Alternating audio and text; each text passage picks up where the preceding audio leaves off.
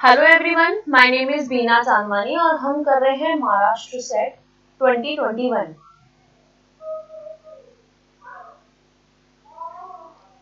ये जो महाराष्ट्र सेट है ये 26 सितंबर को हुआ था। ये जो हम इसकी एक्सपेक्टेड आंसर की सॉल्व कर रहे हैं, आपने भी जो आंसर किया है वो आप कमेंट बॉक्स में कर सकते हैं कि ये आंसर होगा। इसके अलावा अगर आप नेट पीएचडी की प्रिपरेशन कर रहे हैं तो आप टाइटल चैनल से कर सकते हैं। गूगल प्ले स्टोर से ऐप डाउनलोड करें और इस प्रिपरेशन कर सकते हैं। ज़्यादा से ज़्यादा इस वीडियो को लाइक करें, शेयर करें। और हम लास्ट क्लास 45 क्वेश्चंस तक हम कंप्लीट कर चुके हैं। तो अगर आपने इसकी वीडियोस नहीं देखे हैं तो डिस्क्रिप्शन बॉक्स में इसके लिंक गिवन है। तो आज हम कर रहे हैं क्वेश्चन नंबर 46।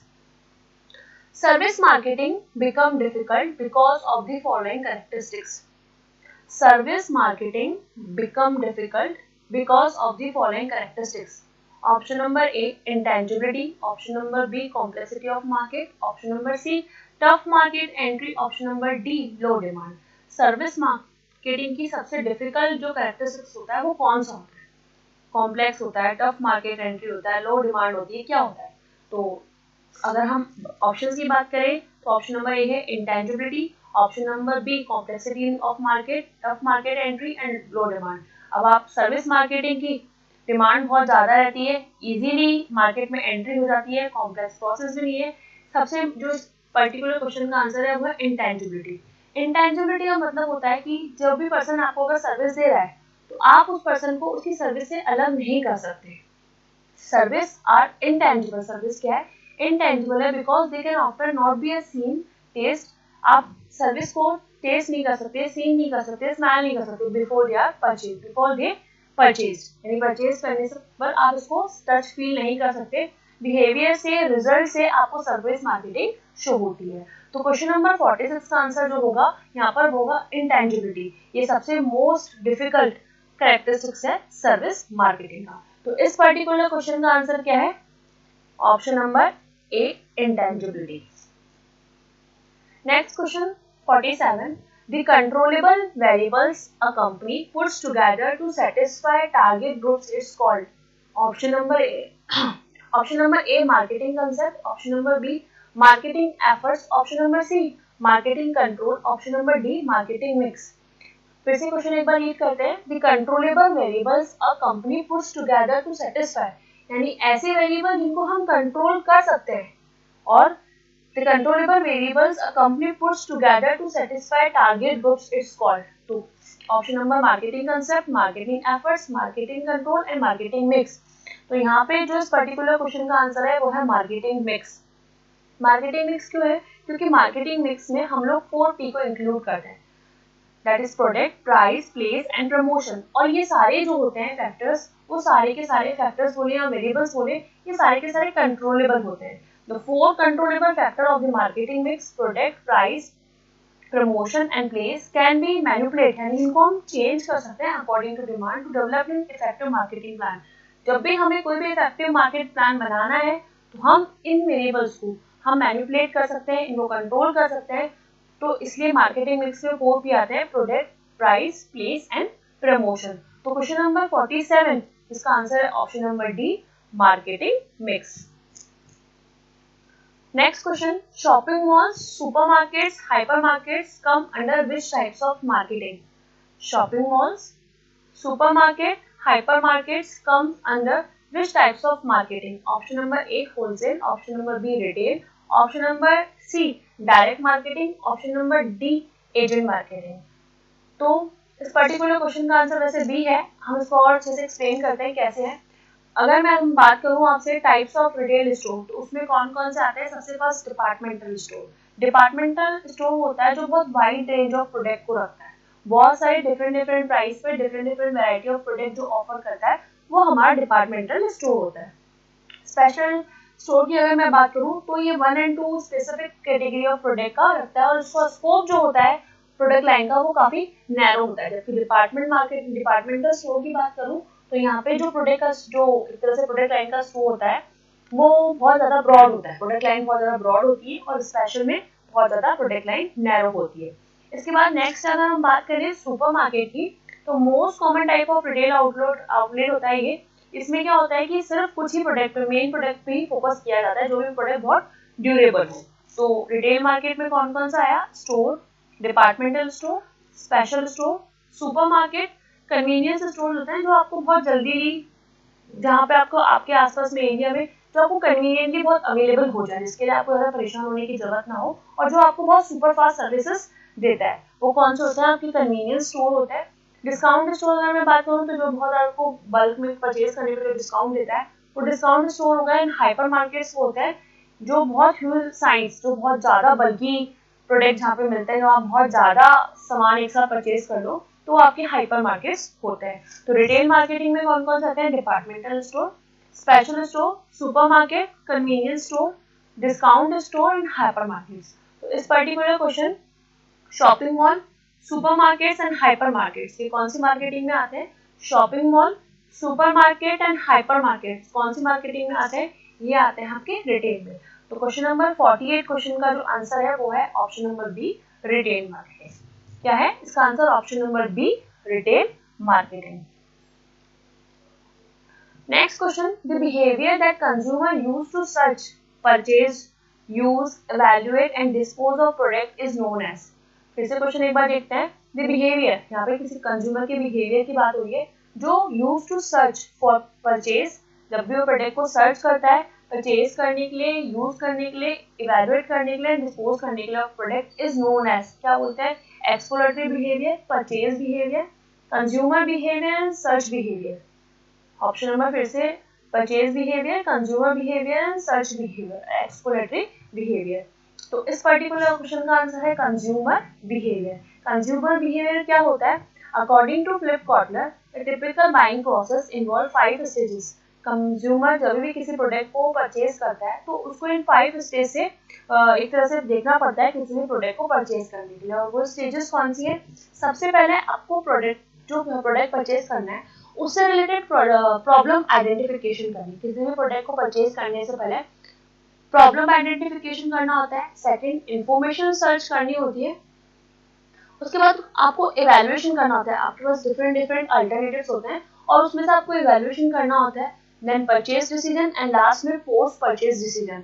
तो जब भी एक कंज्यूमर प्रोडक्ट को सर्च कर रहा है, परचेज कर रहा है, यूज कर रहा है, इवैल्यूएट कर रहा है, डिस्पोज कर रहा है, तो ये कौन से बिहेवियर में आता है? ये आता है आपके कंज्यूमर बिहेवियर में। तो इस पर्टिकुलर क्वेश्चन का आंसर है option number C, option C, consumer behaviour. क्या आंसर है इसका? C, consumer behaviour. आपने जो आंसर मार्क किया है वो आप नीचे कमेंट बॉक्स में कर सकते हैं क्या है। और इसके अलावा अगर आप प्रिपरेशन कर रहे हैं नेट जेआरएफ की, तो इससे रिलेटेड मॉडल पेपर और सेट के भी प्रीवियस ईयर पेपर डाइटूलाइन चैनल पे अवेलेबल है, तो आप वहां से भी अपनी प्रिपरेशन कर सकते हैं। Next question, the brand choice is heavily influenced by the reference group in which stage of product life cycle? The brand choice is heavily influenced by the reference group in which stage of product life cycle? Introduction, option number A, B growth, C maturity और D decline। जैसे आप सबको पता है कि product की एक life cycle होती है जिसकी 4 स्टेजेस होती है। कौन कौन सी? इंट्रोडक्शन स्टेज होती है, ग्रोथ स्टेज होती है, मेच्योरिटी स्टेज होती है, डिक्लाइन स्टेज होती है। मैंने product no longer in the growth stage but not yet in the decline stage. तो इस पर्टिकुलर क्वेश्चन का आंसर क्या है? मैच्योरिटी स्टेज में क्या होता है देखते हैं हम इसके अंदर। मैच्योरिटी स्टेज के अंदर क्या करता है कि क्या क्या स्टेप्स होते हैं? सबसे ज्यादा repeated purchase, repeated business and purchase take the place new customer buying. यानी जब हम लोग अपनी मेच्योरिटी स्टेज पे होते हैं तो हमें कॉस्ट भी बहुत कम लगते हैं, सेल की वैल्यू बहुत ज्यादा होती है, नंबर ऑफ कॉम्पिटिटर आपके बहुत ज्यादा इंक्रीज हो जाते हैं, प्राइस आपका कम हो जाता है और ब्रांड डिफरेंशिएशन और फीचर डाइवर्सिफिकेशन पे हम ज्यादा एम्फसाइज करते हैं और एक तरह से आपका इंडस्ट्रियल प्रॉफिट गो डाउन। तो यहाँ पे इस पर्टिकुलर क्वेश्चन का आंसर फिर से देखते हैं कि आपकी ब्रांड जो है सबसे ज्यादा रेफरेंस ग्रुप को कब इन्फ्लुएंस करती है? जब आपका प्रोडक्ट मैच्योरिटी स्टेज पे। कब इन्फ्लुएंस करती है? कब इन्फ्लुएंस करती है रेफरेंस ग्रुप को? जब आपका प्रोडक्ट मैच्योरिटी स्टेज पे हो। तो इस पर्टिकुलर क्वेश्चन का आंसर क्या है? Option number C, maturity stage. Next question 51, computer software which is required to match sound altered by user, which with a vocabulary of sound signals stored in a computer is computer software which is required to match sound uttered by the user which a vocabulary of sound signals stored in a computer is. Option number A speech recognition, option number B Solaris, option number C Netware, option number D sound tracker. तो इस particular question का answer है speech recognition.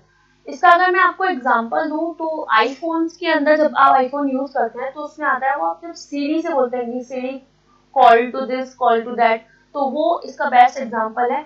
Speech recognition एक software होता है. क्या होता है? एक सॉफ्टवेयर होता है also known as automatic speech recognition. यानी आप उससे बात कर रहे हैं और ये आपको एक तरह से हम ऐसे बोलते हैं ना कॉल टू, इसको जैसे हम सीरी से बात करते हैं तो सेम सॉफ्टवेयर होता है, उसको हम बोलते हैं स्पीच रिकॉग्निशन. तो क्या है इसका एक्सप्लेनेशन एक बार देखते हैं. Speech recognition also known as automatic speech recognition, computer speech recognition और स्पीच टू टेक्स्ट, यानी कंप्यूटर या तो आपको टेक्स्ट आ जाता है या फिर कॉलिंग वगैरह जो भी रहती है, is a capable which is enable a program to process human speech in a written format. तो इस पर्टिकुलर क्वेश्चन का आंसर क्या है? Speech recognition. यहाँ पे साउंड ट्रैकर जो है वो आपका साउंड को ट्रैक करने का काम करते हैं. सॉलिरिस जो है एक तरह से जब हम लोग अर्थ से रिलेटेड या यूनिवर्स से रिलेटेड जब हम लोग यूज करते हैं तो उसमें हमारा ये सॉफ्टवेयर काम आता है. होते ये सारे ही सॉफ्टवेयर हैं, लेकिन इस पर्टिकुलर क्वेश्चन का आंसर क्या है? Option number a speech recognition. Next question.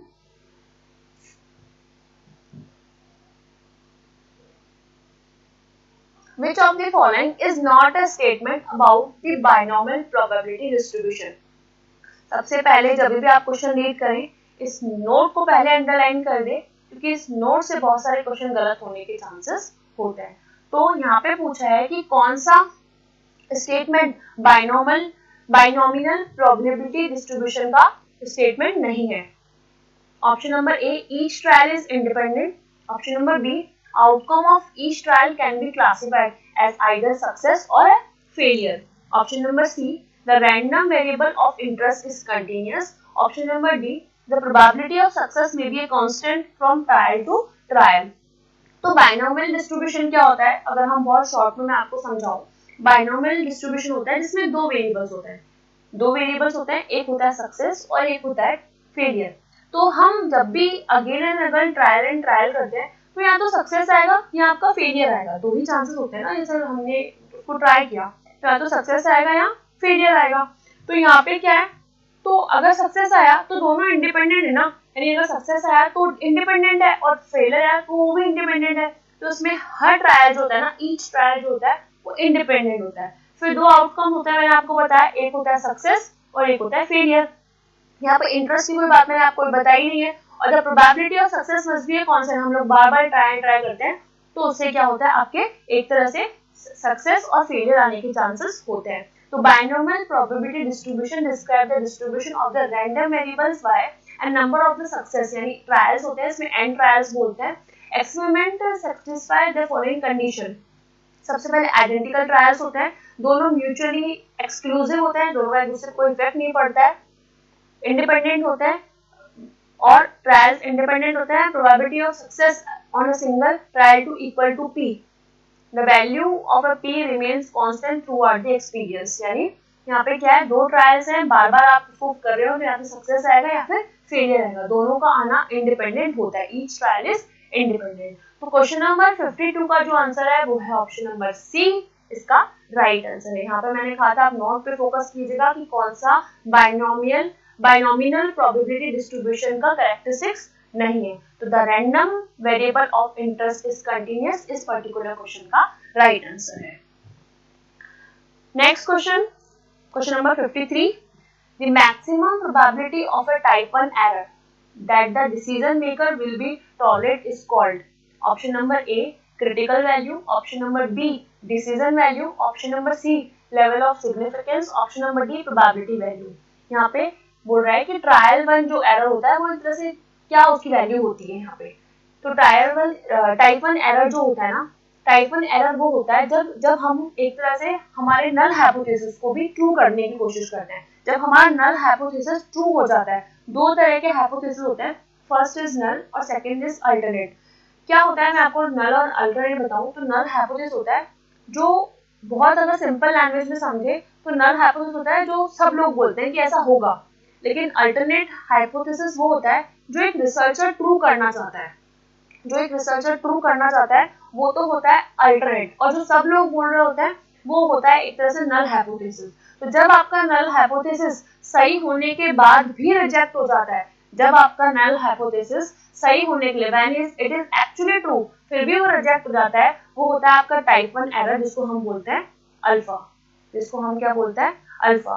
और अदर नेम इसको बोलते हैं level of significance, and level of statistical significance इसका दूसरा नाम है। The probability of commenting type 1 error rejecting the null hypothesis when it is true, it is called alpha.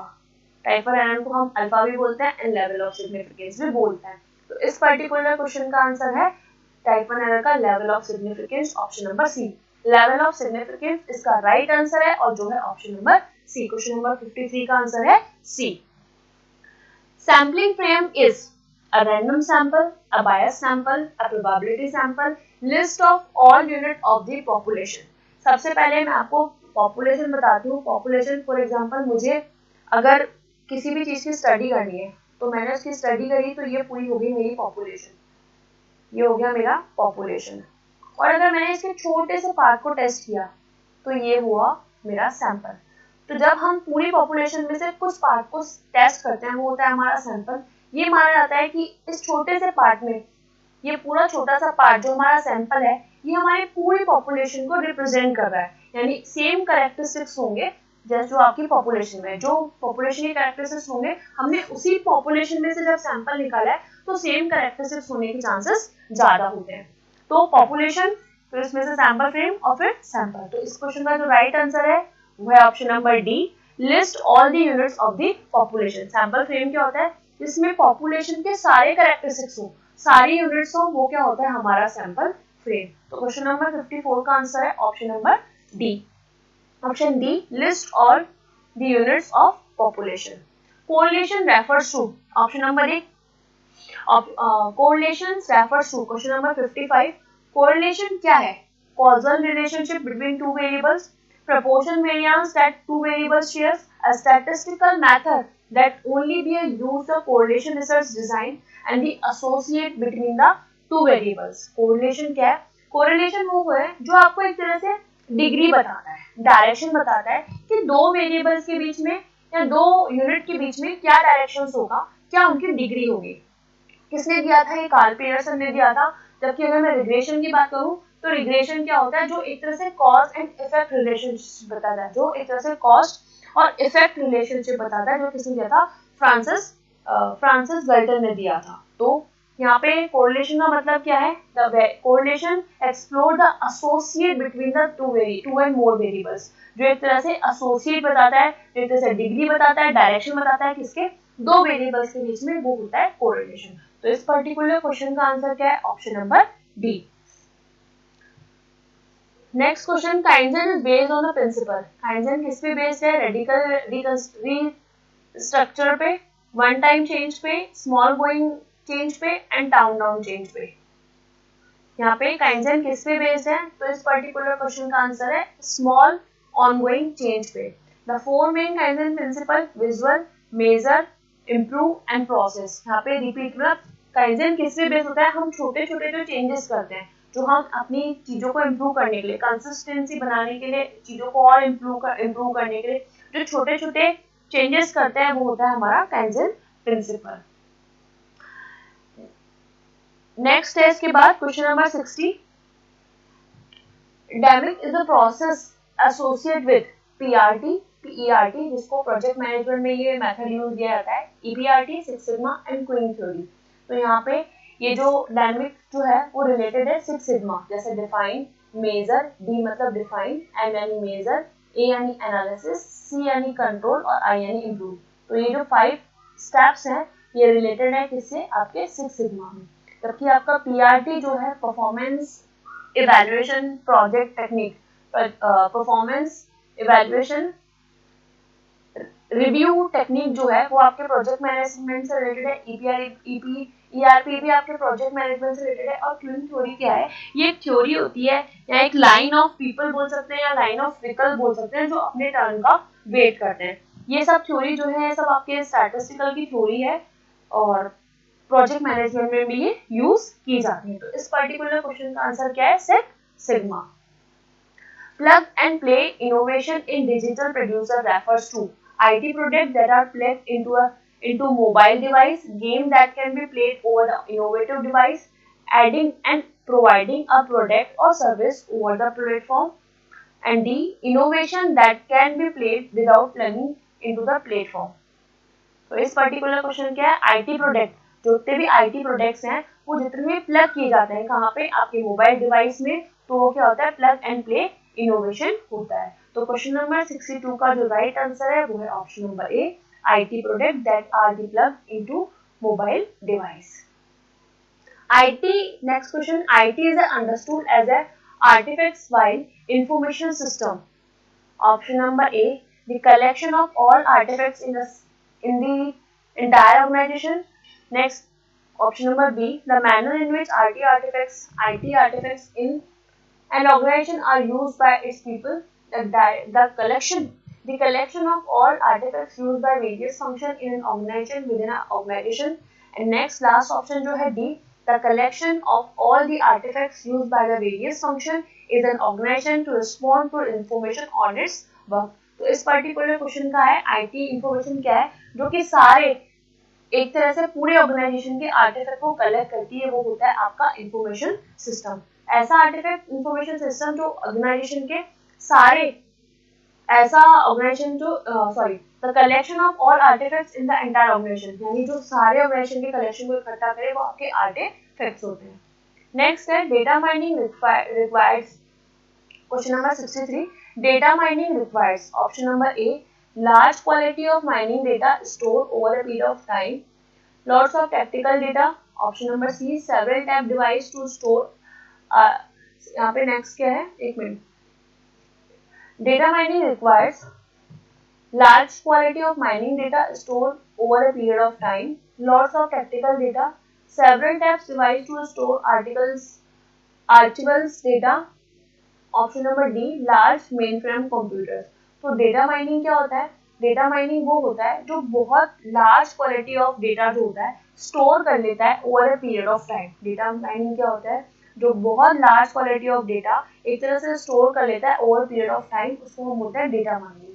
तो data mining क्या है? Data mining is a process extracting information from the computer various databases and reorganizing it from purpose other than what database were originally intended। यहाँ पे मतलब क्या है कि जब बहुत ज़्यादा large quality of mining data store over a period of time. तो यहाँ पे डेटा माइनिंग का जो आंसर है वो है option number A, large quality of data mining data stored over a period of time. Option number A is the right answer of question number 63.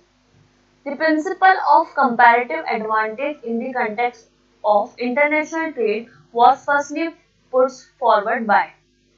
The principle of comparative advantage किसने दिया था? ये David Ricardo, Thomas ने, Adam Smith ने, JS mills ने। तो जो comparative advantage था वो दिया था आपका डेविड रिकार्डो ने, और आपका एब्सोल्यूट एडवांटेज जो दिया था वो एडम स्मिथ ने। तो इस पर्टिकुलर क्वेश्चन का आंसर है option number D, David Ricardo. The principle of comparative advantage किसने दिया था?